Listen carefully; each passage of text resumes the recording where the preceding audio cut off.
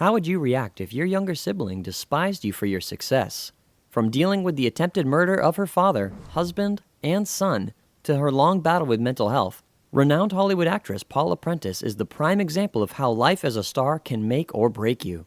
In this video, we explore 10 little-known facts about Paula Prentiss's fascinating and tumultuous life that you probably haven't heard of before. But before we dive into the 10 facts, make sure you click the red button below and subscribe to the channel, and then leave a comment below saying, "I subscribed." And we'll do our best to personally reply to each and every single comment. Number 10. Her acting career began at Northwestern University in Chicago.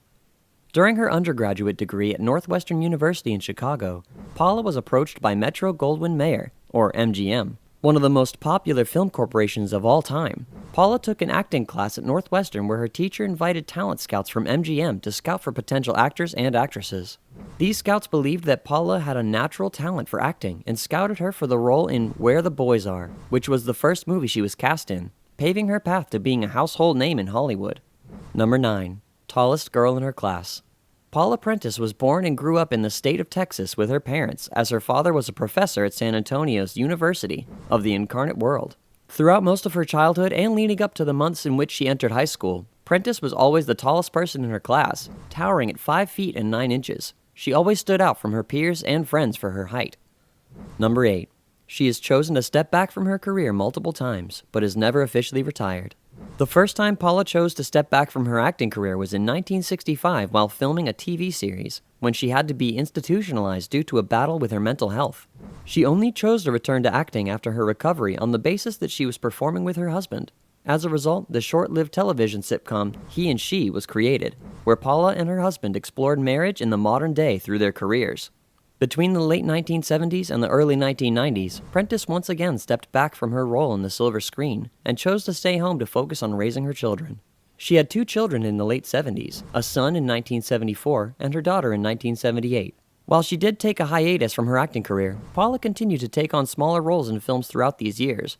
Prentiss, however, hadn't appeared in a feature film for almost 30 years, until 2016, where she appeared in a horror film which premiered at the Toronto International Film Festival. However, to this day, Prentiss has not released an official statement regarding her retirement from Hollywood, giving fans hope that she may once again return to film. Number 7. She married her college sweetheart.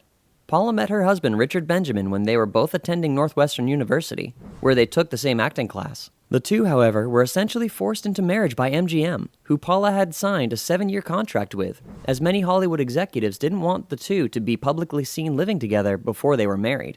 Their wedding was also used as a publicity tool by MGM, as Paula was required to give lengthy interviews on the day of her wedding. Despite their tumultuous forced marriage, the couple had been together for 60 years, and have repeatedly mentioned that their marriage has worked well, not only because they have been in the business together, but also because they always know that there is an end to every argument. Number 6. Paula and Richard's children followed in their footsteps. Paula's children, Prentiss and Ross, both chose to follow in their parents' footsteps and work in the theatrical arts industries. Her daughter, Prentiss, began her career by appearing in a film and performing on stage, while continuing to teach ballet at the Armeo Dance Company in Colorado Springs, Colorado. Paula and Benjamin's son Ross, on the other hand, has taken up roles in various movies, while also being an assistant director on some sets. Number 5. Paula and Richard didn't want children when they first got married. While they ended up having 2 children together, the couple chose not to have children for 13 years of their relationship, and were certain they didn't want children throughout their lives because they wanted to focus on their career and spend time together.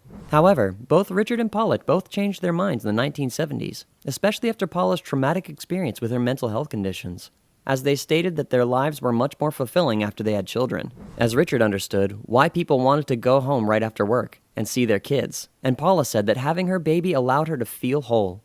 Number 4. Paula and her sister Ann had an extremely rocky relationship. The relationship between the 2 sisters, Paula Prentiss and Ann Ragusa, began when Ann failed at finding success in Hollywood with her last name and chose to change it to match her incredibly successful sister.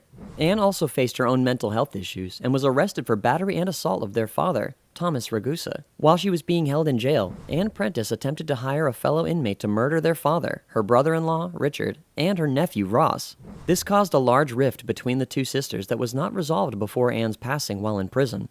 Paula has maintained that she attempted to reconcile with her sister. However, Ann was not interested in doing so, as Ann felt insignificant compared to her sister, who she saw as competition.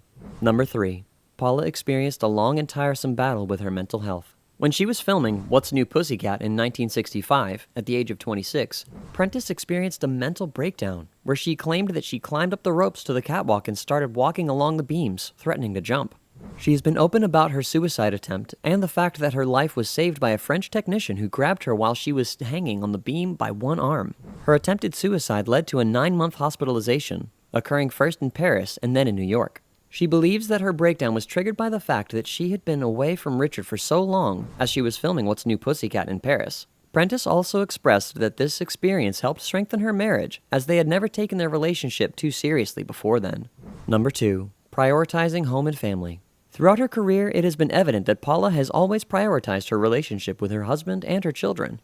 She has always maintained that she believes that family is the most important thing in her life. Her husband once mentioned in an interview that Paula wasn't ambitious as some people were, that she was interested in real things.